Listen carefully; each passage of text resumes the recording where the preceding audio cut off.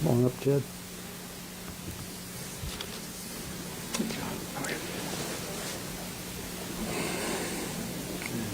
No one wants to be on the left, I see. Here, the camera's off on the right. Good morning, everybody. We're here to talk about the open borders policy of the Biden administration and what sort of damage that has caused to Americans no matter where you live, not just along the border region. In particular, I want to emphasize the concerns I have, and I think average Americans would also have, about the 300,000 children who've been placed with sponsors by the Biden administration's HHS, Health and Human Services, or Office of Refugee Relocation. The New York Times did an investigative piece recently, a couple of them actually, documenting forced labor among some of those children who have been placed with sponsors.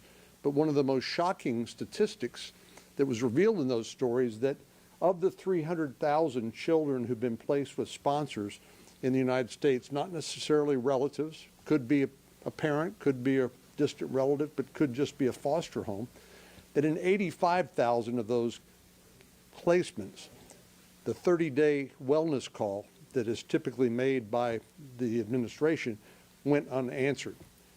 And so not only does the Biden administration not know where 300,000 children currently reside, what's happening to them, whether they're going to school, whether they're getting health care, whether they're being recruited for gangs, whether they're being trafficked for sex, or just simply neglected or abused, the Biden administration doesn't know.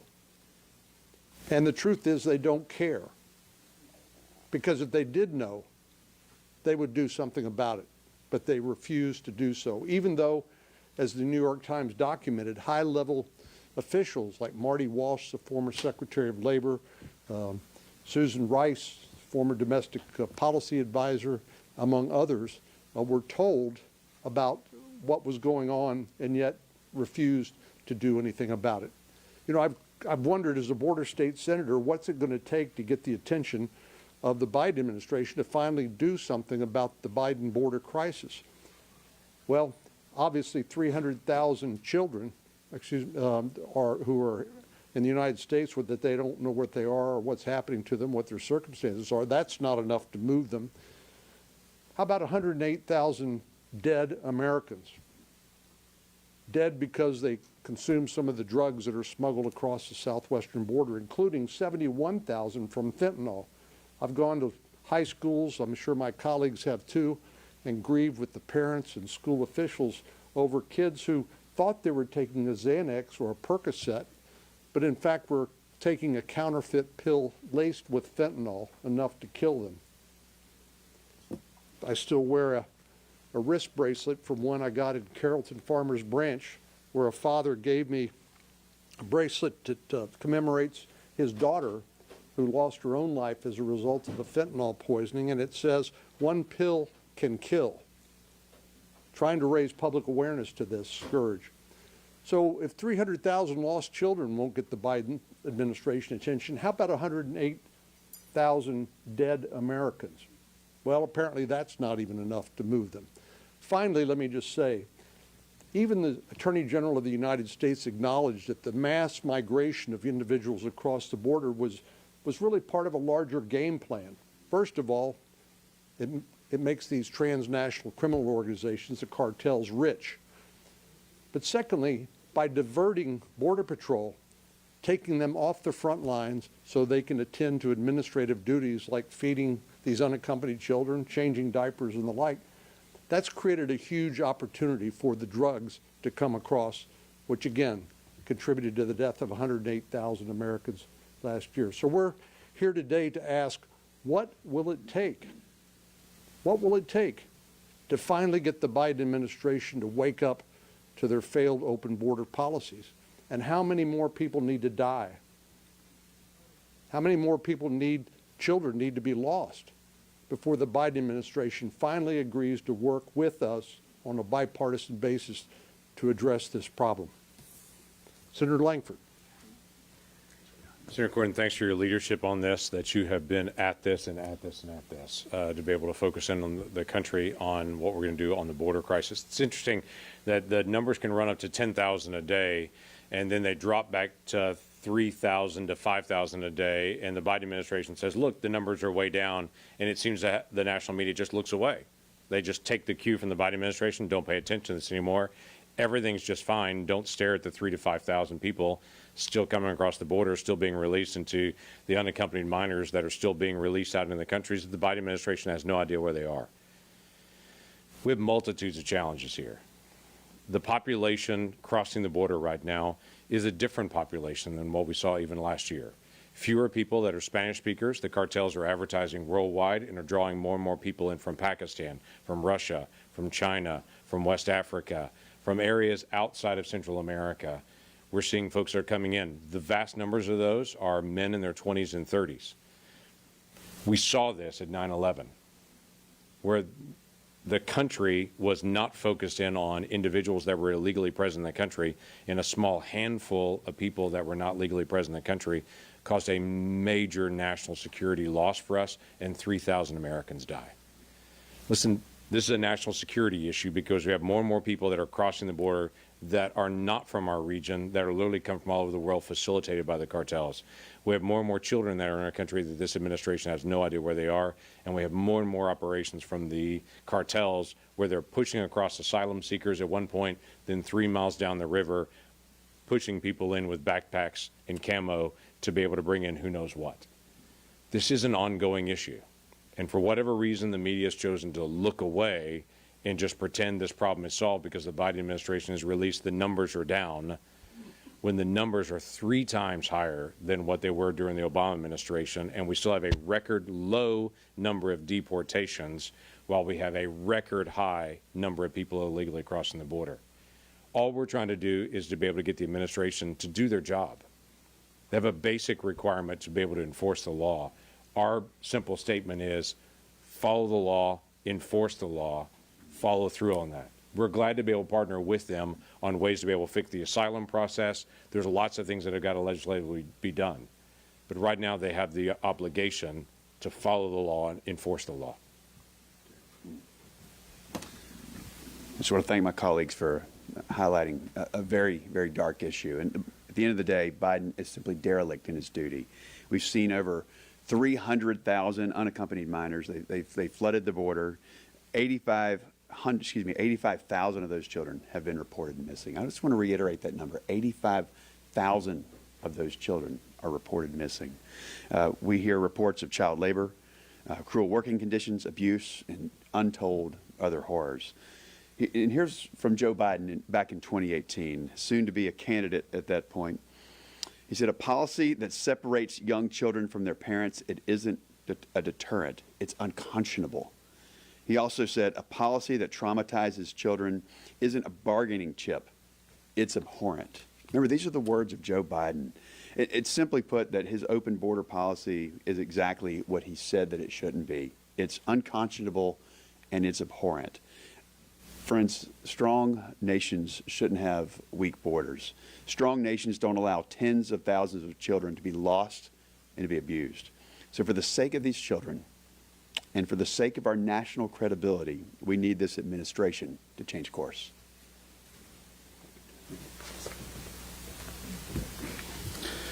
So let's go through the numbers since the Biden administration took office. In the year prior, in 2020, less than 500,000 people came across the border illegally. Less than 500,000. In the first year of the Biden administration, 2021, 1.7 million. 1.7 million. In 2022, 2.4 million.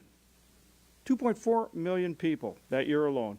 This year, almost up to 1.8 million in about 9 months. So on track to do another 2.4 million. That's about 6.5 million people that have come across the border illegally so far during the Biden administration.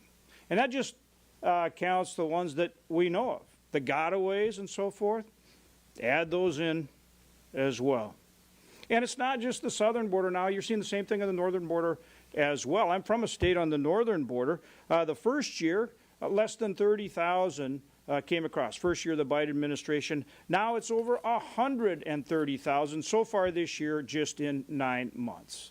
And I talked to the sheriffs up there and other law enforcement that's trying to make up for the fact that, you know, this increased flow of people coming across illegally, the drugs, human trafficking, and they're trying. Our sheriffs, our law enforcement, they're trying to keep up. But of course, they've got the same problem that we've seen in much larger proportions on the southern border. It's not just people coming across illegally. As Senator Cornyn said, people being human trafficked, more than 100,000 deaths from drugs, fentanyl, and other illegal drugs that are being brought in. That's the toll that our people are paying across this country. Every state is affected by this Biden open border policy. And the solution is obvious. We know what the solution is. Secure the border. Enforce the law. We're not guessing on this. We saw it during the prior administration.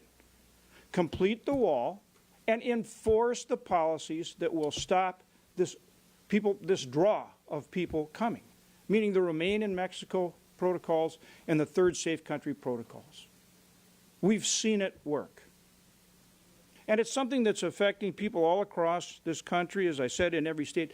People need to demand that the Biden administration enforce the law.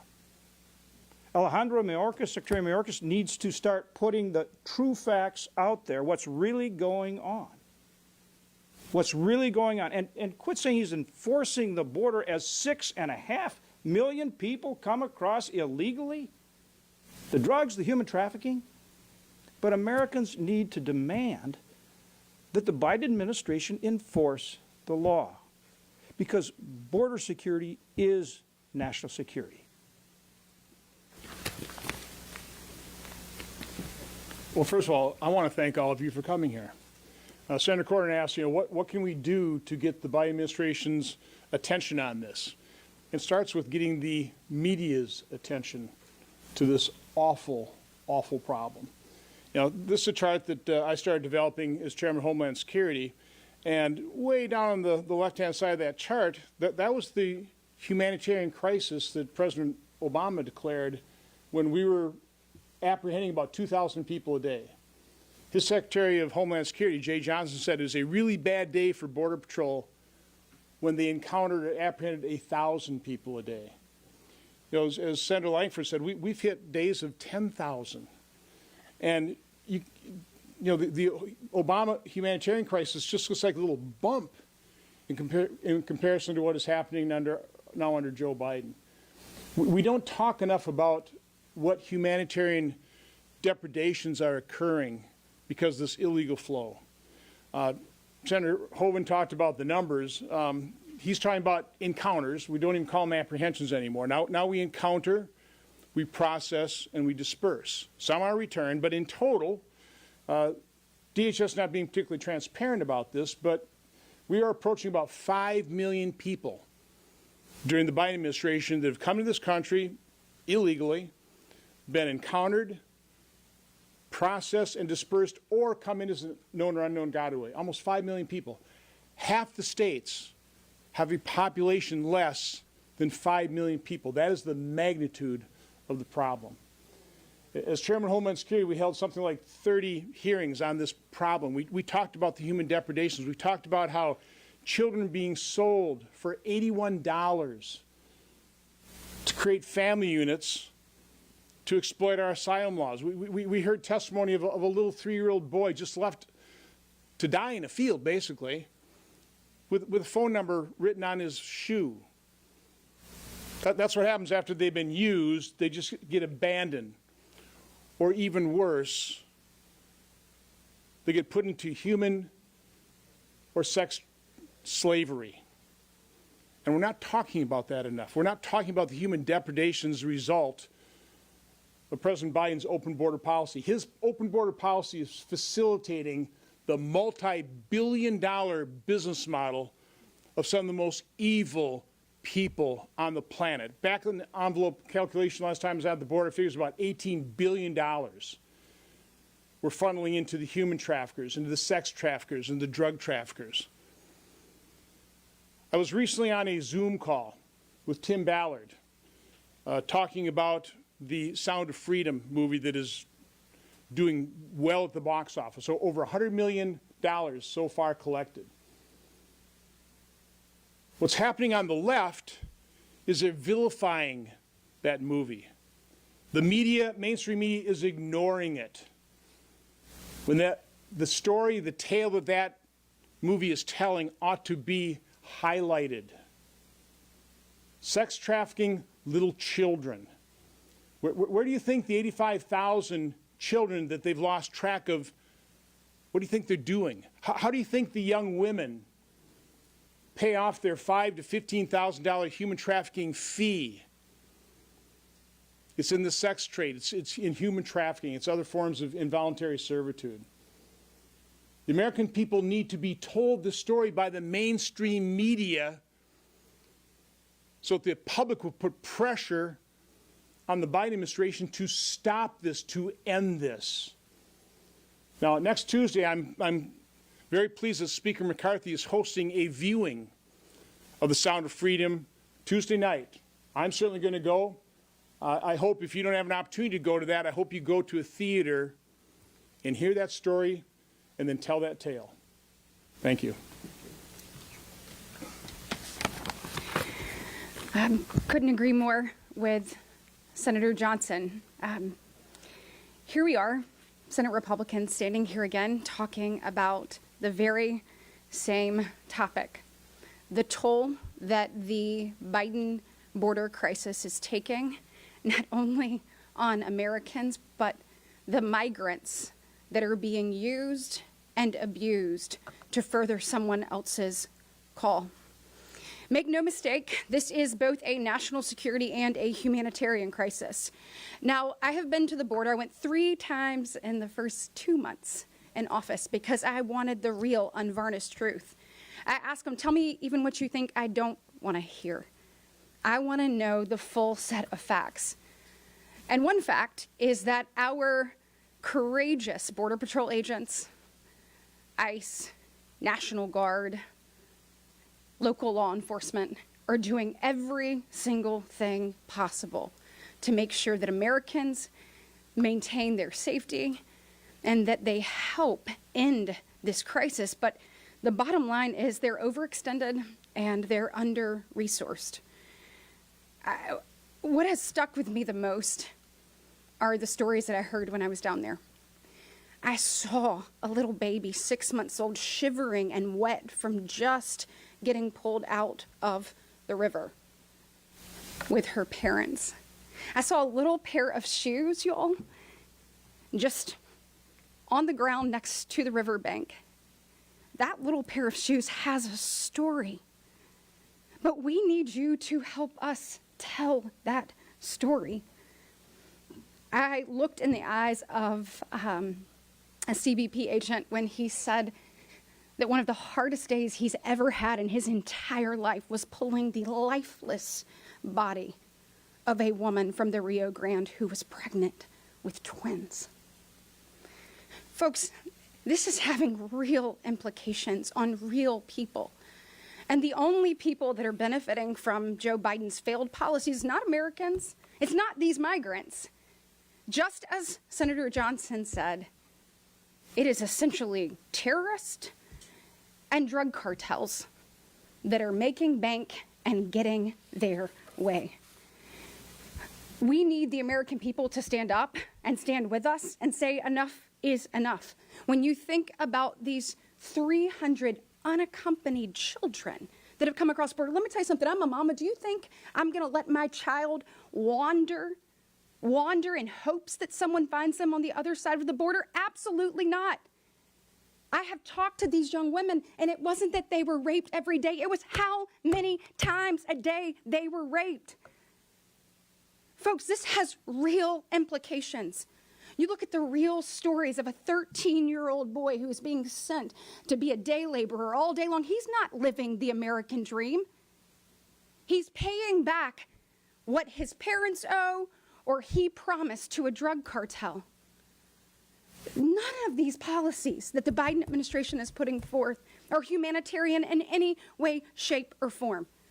Senator Johnson said it, but under President Obama, his Secretary of Homeland Security said if we reach 1,000 migrants coming to our border a day, that's a disaster. It's a crisis.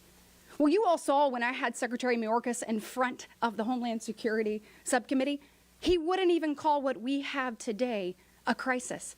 Apparently, Senator Langford said it earlier, but we have hit over 10,000 encounters a day at our border. Just yesterday, 6,100. Folks, we don't know who some of these people are that are even getting away. Think about the unknown terrorists that are coming into our communities.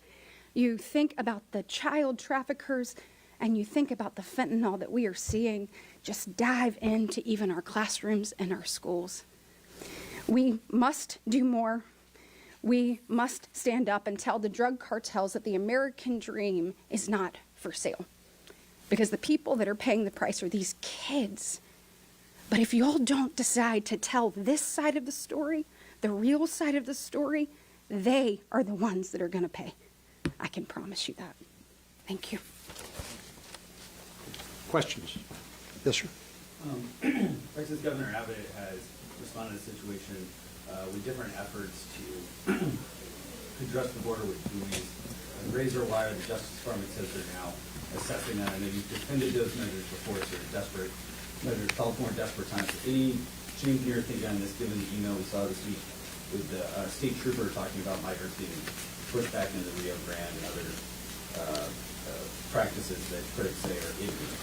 Well, we wouldn't be having this conversation if President Biden and the Department of Homeland Security were doing its job. I think several senators have made the point that rather than securing the border, what the Biden administration's approach is to process migrants across the border and into the interior of the United States to never be heard from again. Some of them are asylum seekers, but more recently, just in order to make the numbers look better than they really are, they've been releasing people who aren't even claiming asylum into the United States for a 2-year period of time and giving them work permits. You know, we learned a lot about the pull factors and the push factors. We all understand the push factors, poverty, violence, things like that. But there's also factors where it's tantamount to laying out the welcome mat and saying anybody and everybody who wants to come here is welcome to come here. Unfortunately, as we've heard, all of this happens not through legal immigration channels, but through illegal immigration channels and enriching some of the worst people in the world. Truly evil, as Senator Johnson said. So some of the tactics that are being used at the border are desperation tactics because, frankly, the Biden administration is not doing its job. Texas, as you know, has a 1,200-mile common border with Mexico, so we bear the brunt of this. But it doesn't stop there. Certainly the drugs and the migrants don't just stay there. They extend throughout the rest of the country. So, you know, this reminds me a little bit of the incident where remember when there was an allegation that the horse-mounted Border Patrol agent had used the reins on his horse to whip a migrant, and there was outrage claimed? Well, it turns out that's not true at all.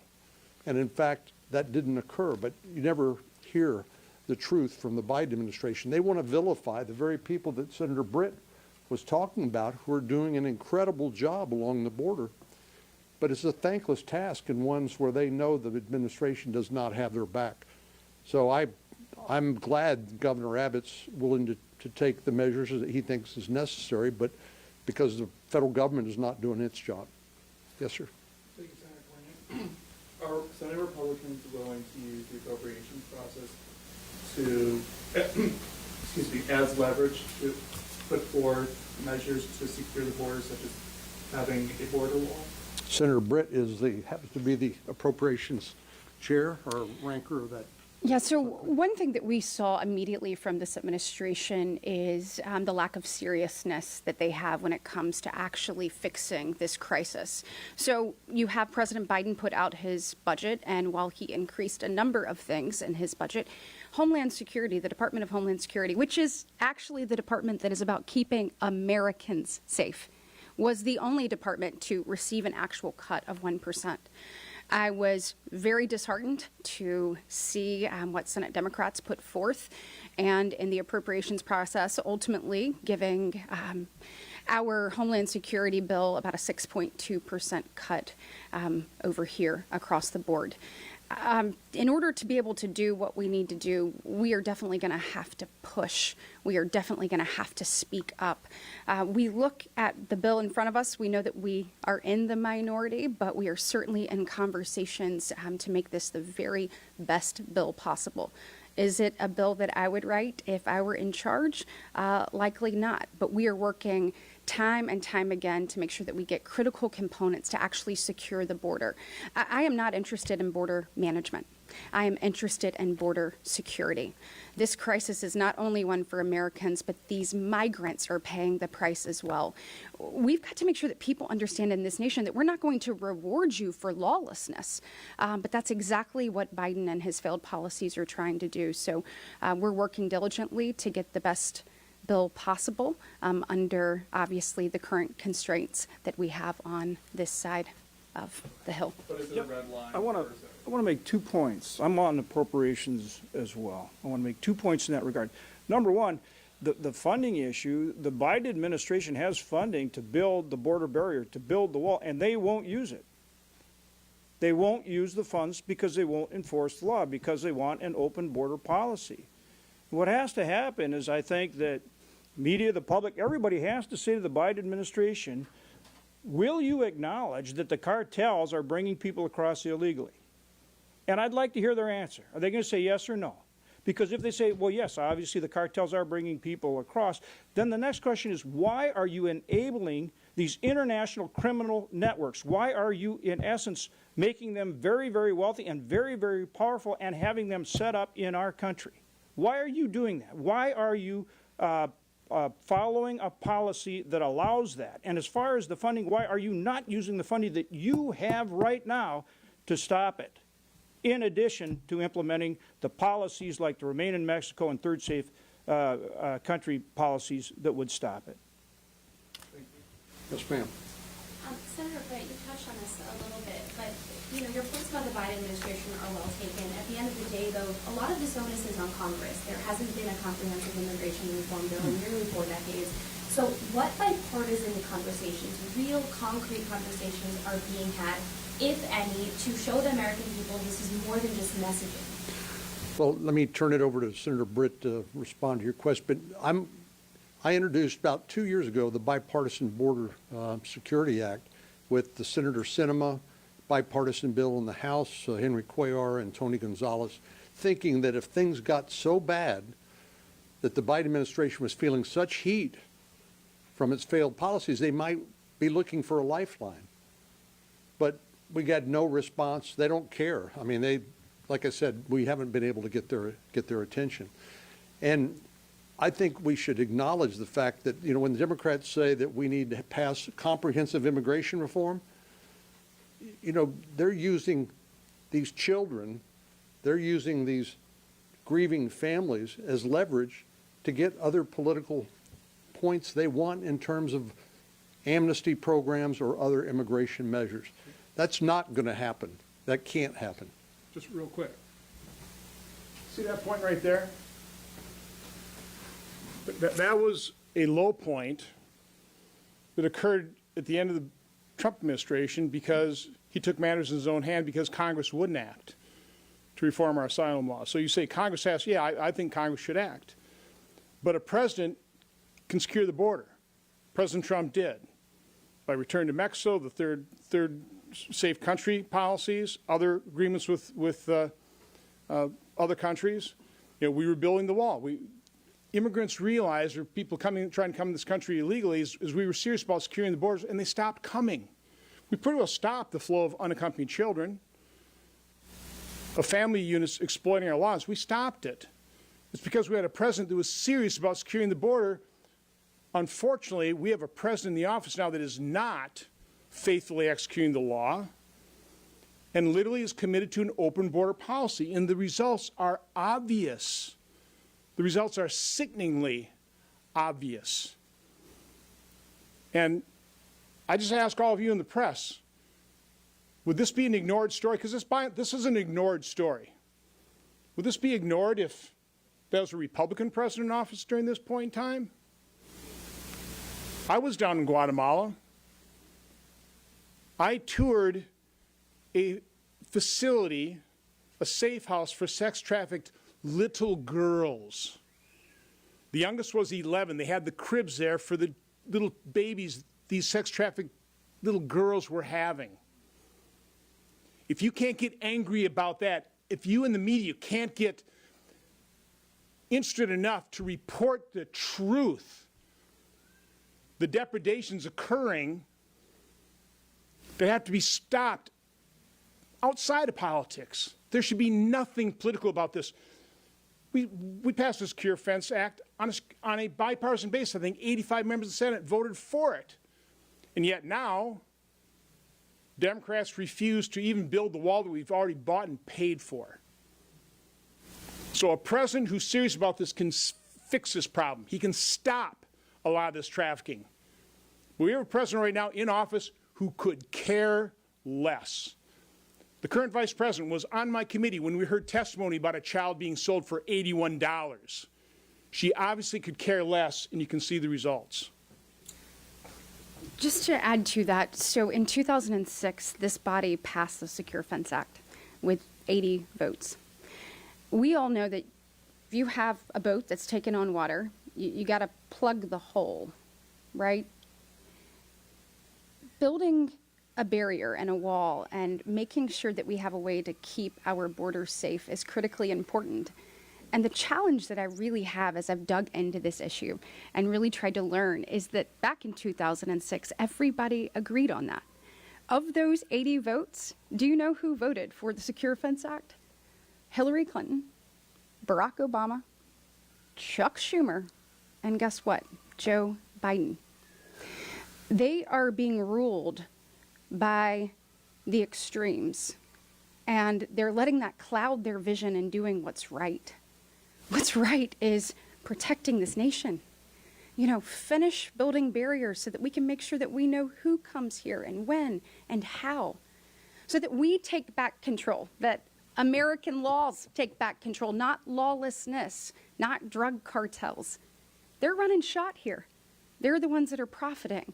So I think we have to come to agreement that you got to start somewhere and you got to secure this country before you're able to deal with anything else, and that's just the truth. Isn't it ironic that you're asking about passing an additional law as the solution when the administration won't enforce the existing law? Thank you all very much. Thank you. Thank you.